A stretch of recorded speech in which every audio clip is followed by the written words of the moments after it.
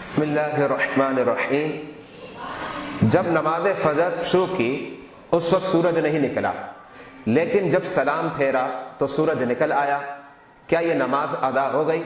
اس کا جواب یہ ہے، اگر پہلی بار صرف لفظ سلام وقت فجر میں کہہ چکا پھر سورج نکلا، اگرچہ علیکم ورحمۃ اللہ سورج نکلنے میں کہا، نماز صحیح ہو گئی، لیکن پہلی بار لفظ السلام سے پہلے سورج نکل آیا تو یہ نماز نفل سے بدل جائے گی۔ اب وہ نماز فجر کی وقت مکروہ کے بعد قضا کرے گا۔ مذکورہ مسئلہ اعلی حضرت امام اہل سنت نے فتاوی رضویہ میں درج کیا ہے۔ فتاوی رضویہ جدید جلد نمبر 5 صفحہ نمبر 314 پر مذکور ہے۔ واللہ اعلم بالصواب۔